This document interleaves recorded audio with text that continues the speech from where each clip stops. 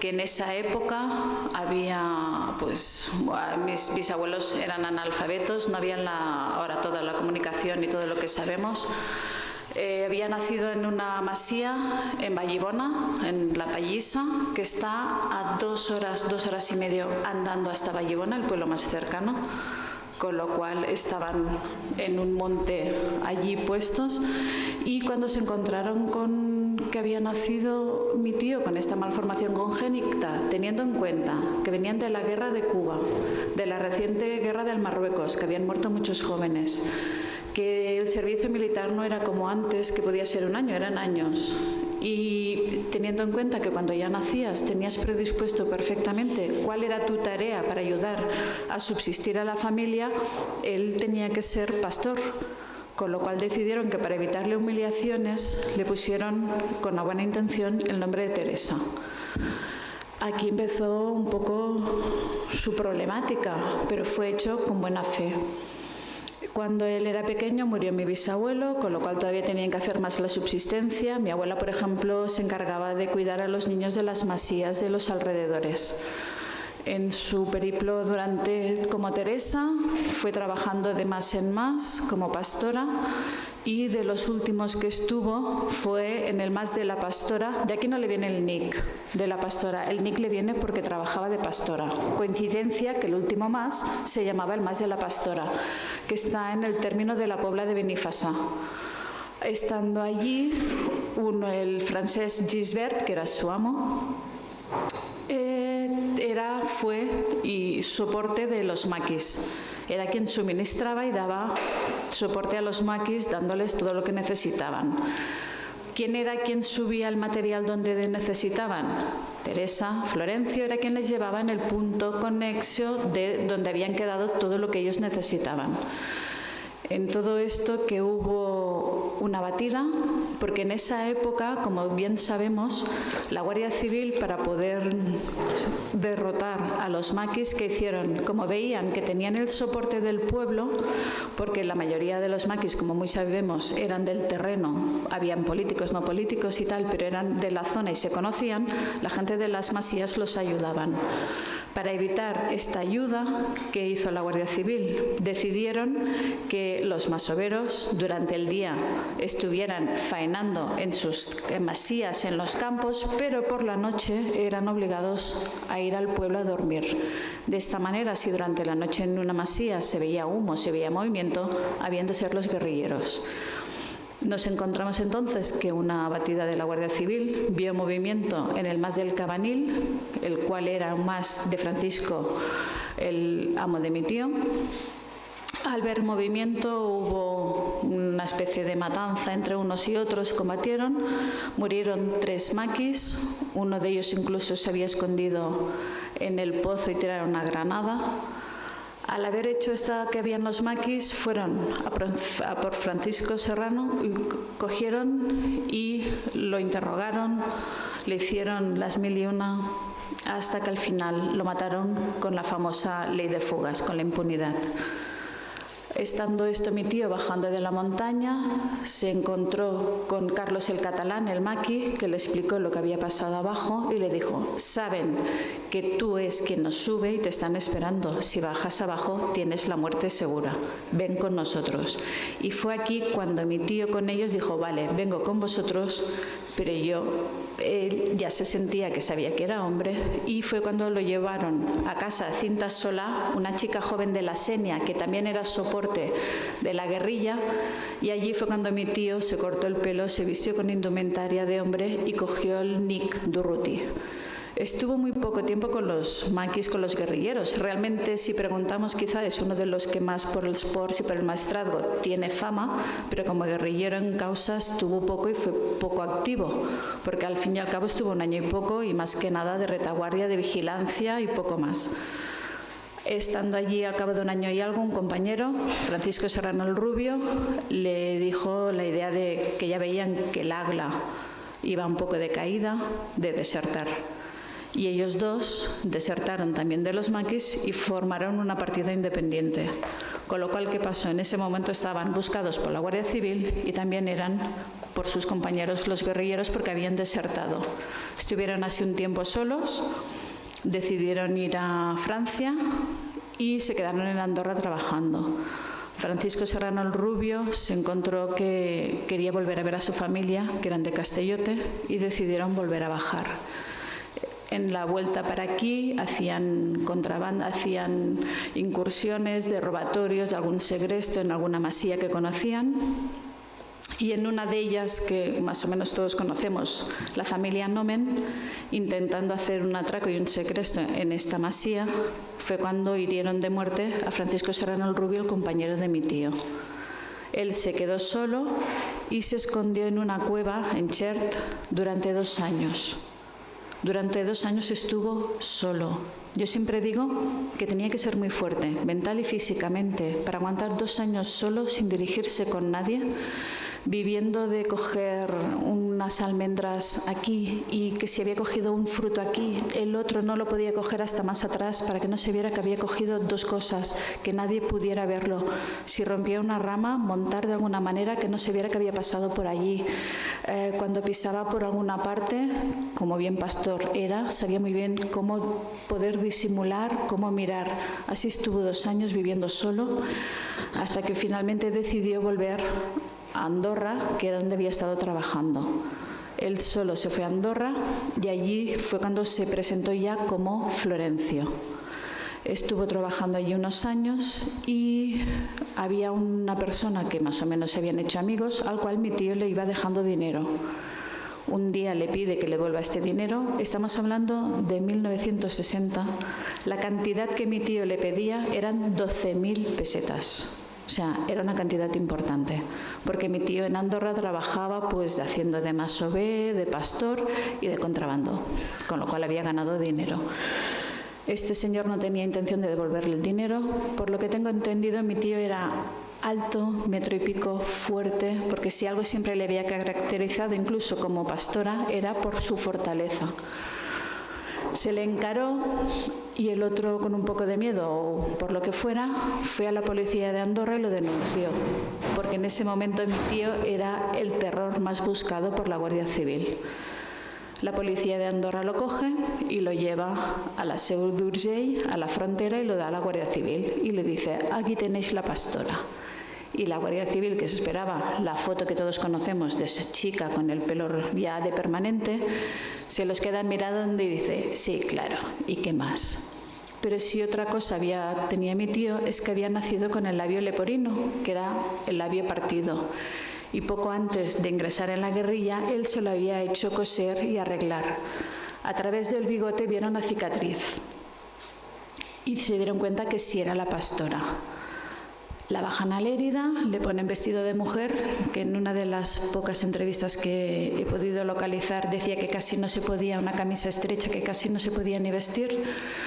Lo llevan para Tarragona a hacerle juicios. Un juicio porque había causas de robatorios por la zona de Pauls, de Tortosa y la muerte del Nomen, y allí le imputan 2 penas de 25 años.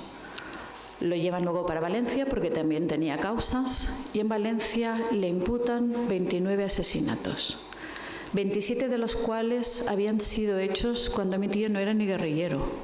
Y los otros 2, incluso por informes de la Guardia Civil, consta que mi tío no participó, pero era el que habían cogido y le imputaron todo lo que había.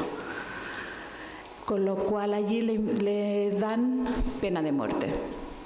A los pocos días, una semana, 15 días, terminan por imputarles solo, digo solo porque no era pena de muerte, 30 años de cárcel. Con lo cual estuvo 17 años en la cárcel, empezó en Valencia y terminó en Santander. Y al final, por buena conducta y por amnistía del rey, mi tío fue liberado. Mientras estaba en la cárcel había hecho mucha amistad con un funcionario, el señor Vinuesa, porque se había dado cuenta el señor Vinuesa que ese no era el criminal y el logro que decían por todo el mundo, y terminaron haciendo muy buena amistad. Y al salir de la cárcel, mi tío fue a buscarlo a Valencia y el señor Vinuesa se le llevó a su casa, y allí fue hasta que murió. Con lo cual impacta que un funcionario de prisión se lleve a una persona a casa, confíe en él, da mucho de ver que mi tío era buena persona y que el señor Vinuesa tenía un corazón grande.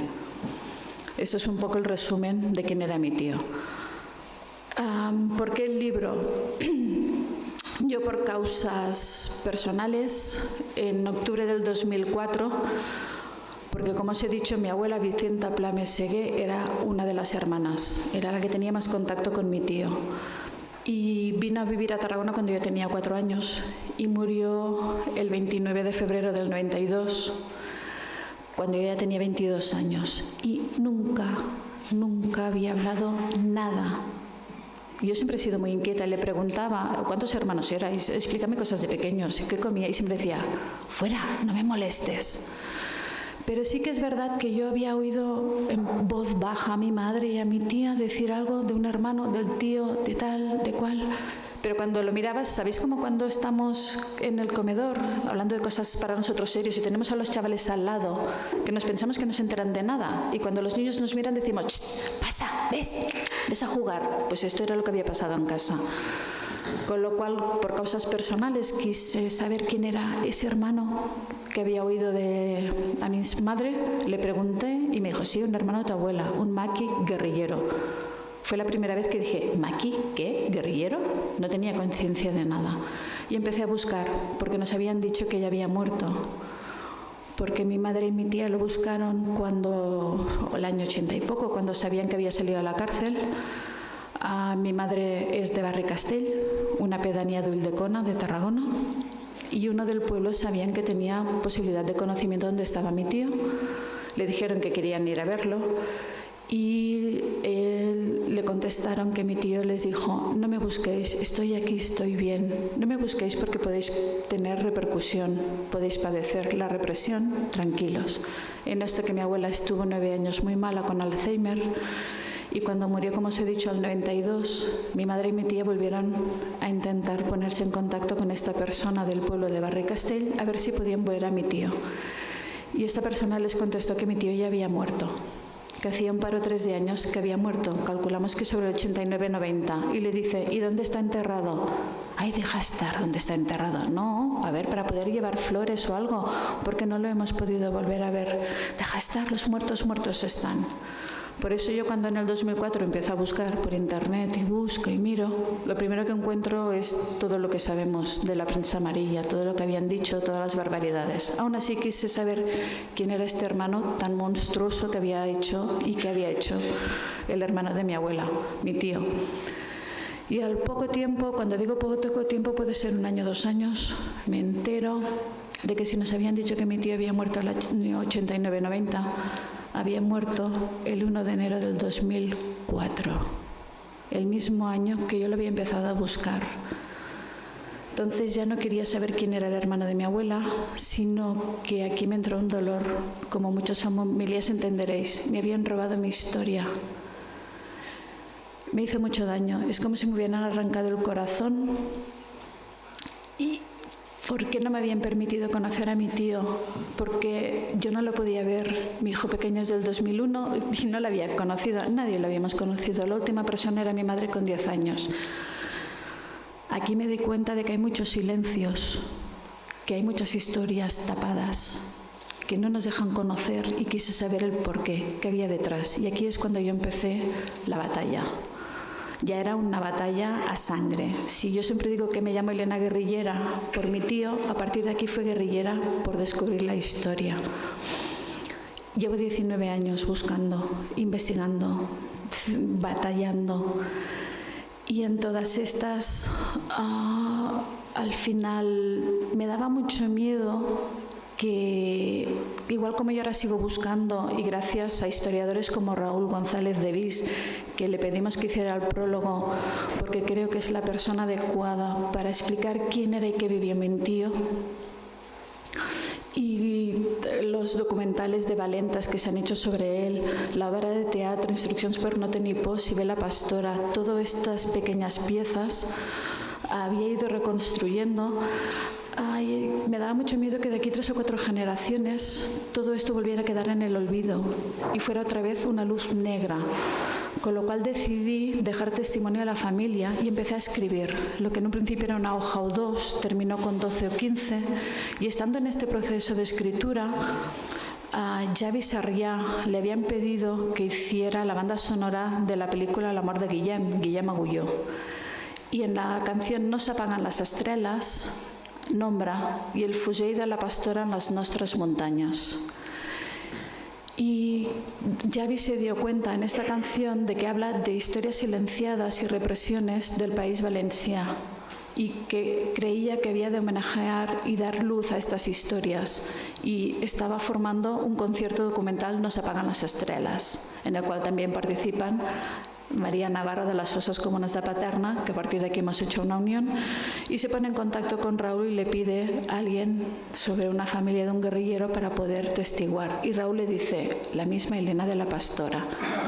Se me ponen en contacto, vienen a Tarragona a grabarme, y estando en el proceso para este documental concierto, Javi me pregunta, Elena, ¿y tú cómo ves las futuras generaciones? Que como ayer comentábamos, las generaciones de hoy en día tienen poca información y los hemos de implicar.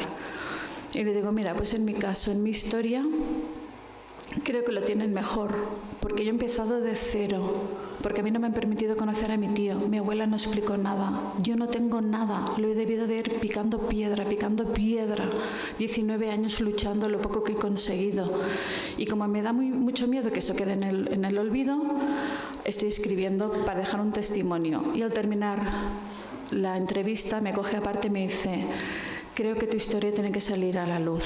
Si nunca terminas, si termina siendo un escrito, un libro, yo formo parte de la cooperativa editorial Sembra Llibres, si te puedo ayudar, creo que podrías ayudar a mucha gente. Y le dije, sí, claro, Javi, bien, que yo no soy escritora.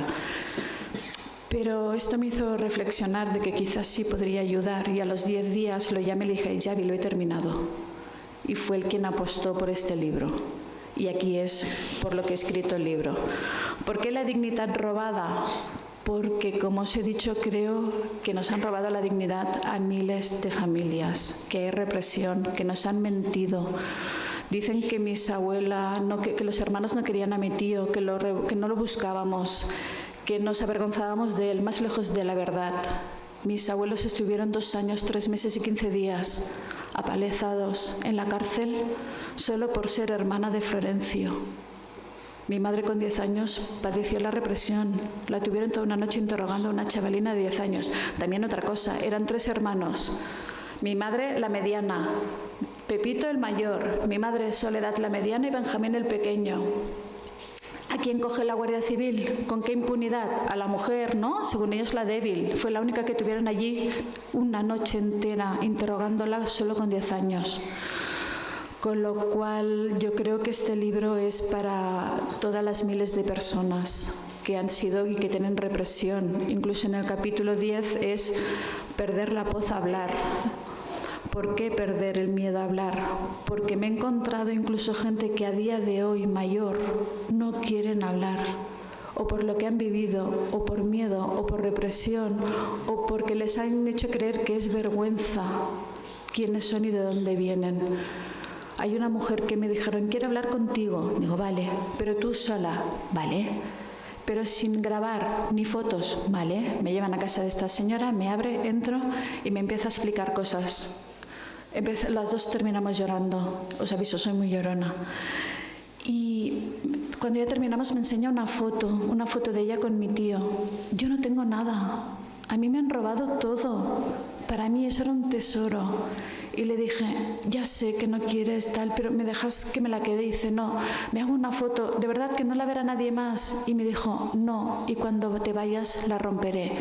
Y la rompió. Y yo no tengo nada. Otro señor ahora con todo esto me llama por vídeo WhatsApp, por videollamada y me dice, yo no sé de modernidades, ¿esto que estamos haciendo, que te estoy viendo, nos ve alguien más? Y le digo, no, estoy sola en casa. Y dice, vale, pues te voy a explicar lo que he vivido. Dice, no lo saben ni mis hijos, ni mis hermanos, nadie. Y terminamos hablando. Y me dice, me gustaría conocerte. Y como los pocos sabéis que me podéis conocer, sabéis que cuando me dicen algo yo voy, me muevo, le digo, encantada, cuando quieras, ¿cuándo vengo? Y dice, ya me pondré en contacto. Vale, cuando usted me diga, pero vamos a hacer que nos encontramos por casualidad en la calle, ¿vale? Tú y yo no hemos hablado, ¿eh? Y esto me estoy encontrando, me están enviando cartas, gente que me dice, le he leído tu libro a mi suegra y ha llorado. Y le digo, ¿por qué llora? Dice, porque no sabéis lo que hemos vivido. Dice, le pregunté, dígamelo. Y dice, no puedo, me hace daño. Lee el libro y sabrás lo que he vivido. O sea, este libro ayuda a dar voz. En las historias he deducido que hay tres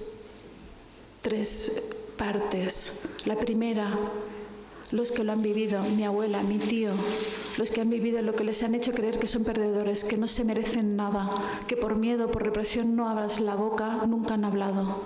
La segunda generación, mi madre, mi tía, que sí pero no.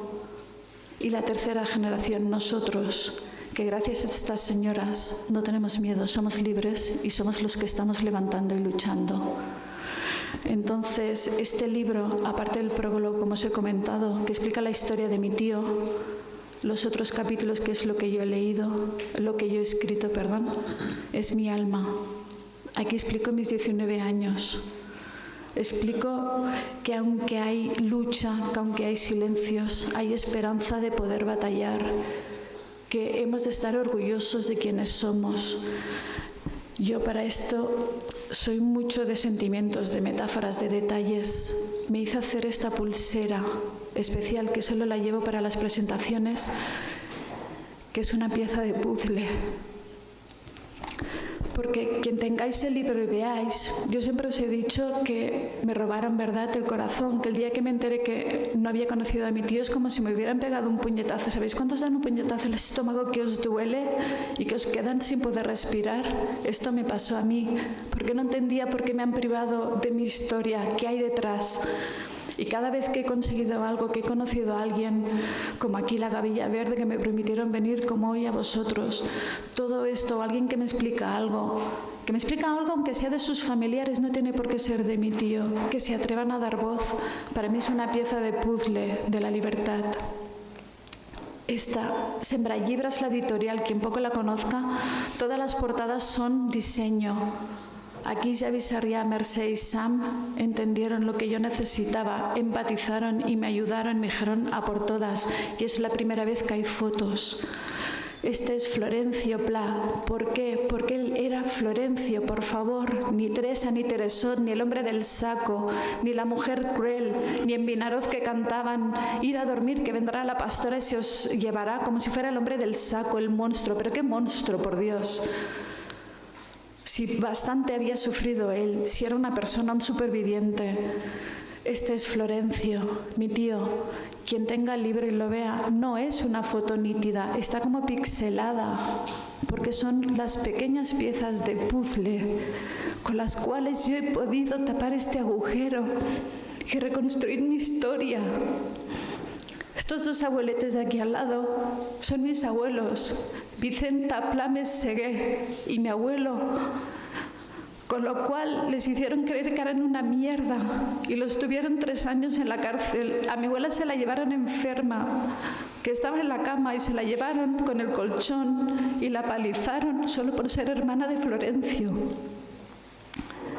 Estas dos mujeres de aquí abajo son a quien yo les dedico el libro, a mi madre, a mi tía, porque con toda su educación me han educado a ser libre, a no tener miedo, a ser luchadora, a ser guerrillera hasta la muerte, porque voy a dar luz a las miles de historias silenciadas.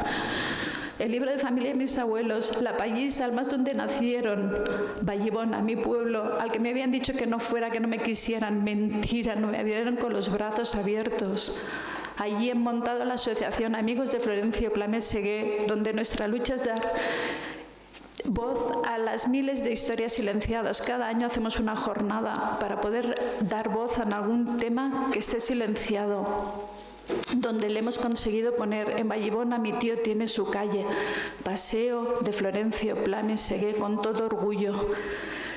Y esta es mi pieza de puzzle, Como ayer dijeron no me acuerdo ahora, perdonad, el libro de ayer que decían que a los jóvenes les hemos de dar, esta historia la han de conocer. Mis hijos, que desde muy pequeños veían que su madre batallaba y buscaba, decían, mamá, otra vez tu lío, qué pesada.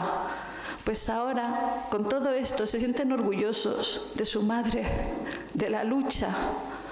Están explicando a sus amigos cuál es la historia. Incluso se han querido saber quién era mi padre, que hace 26 años que murió, porque han entendido que lo importante es que nos sentamos orgullosos de nuestro antepasado, de nuestra historia. Sin ellos yo no soy nadie. Soy Elena. ¿Quién es Elena? Nadie. Gracias a ellos yo soy lo que soy ahora. Y mis hijos están batallando y han empezado también esta guerra, esta guerrilla por la libertad y por la historia. Con lo cual esta es la pieza. Por fin yo como Elena he podido hacer una pieza del puzzle de la historia. Esta es mi pieza. Por primera vez hay un libro que dice la verdad sobre mi tío, ni mentiras, ni ogro, ni nada. Y de la historia de la familia. Y esta es la pieza que yo puedo dar.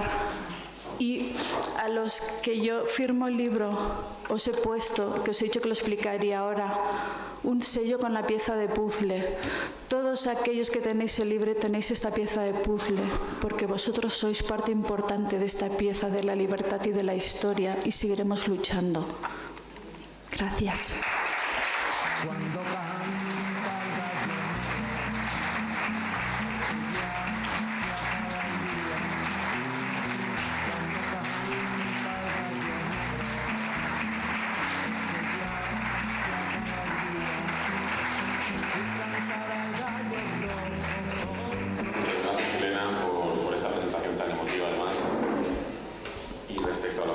Elena, en estos últimos momentos, uno de los éxitos del franquismo fue que a través de la aplicación sistemática de la violencia y la represión sobre una parte importante de la población, consiguió desde el punto de vista de la persuasión que se esparciera un manto de silencio que no solo afectaba a la sociedad del momento y a esa población, sino también a sus descendientes. Y los episodios que contaba ella mientras estaba investigando me ocurrieron a mí también mientras hacía mi tesis doctoral y contactaba con guerrilleros, ya no con familiares, con guerrilleros, que ya en el siglo XXI también tenían miedo, ellos y sus hijos, a que se pudiera hablar de algo sucedido 70 años después. Es decir, que en el éxito, en eso el franquismo tuvo un éxito rotundo, porque durante generaciones el terror ha imperado para que no se hablara de esta realidad. Por eso todavía muchas generaciones no saben ni siquiera que esto existió, y de ahí la importancia de jornadas como esta, que sigan haciéndose cada año y que sigamos machacando y machacando y machacando, porque nunca será suficiente para hacer frente a esa propaganda por el terror que hizo de alguna manera también el régimen de Franco. Y además contribuciones como esta de Elena son fundamentales también para dar la voz a aquellos que ya la perdieron e intentar también arrojar un poquito de luz y seguir promoviendo el conocimiento de esta parte de la historia tan dura para muchas generaciones.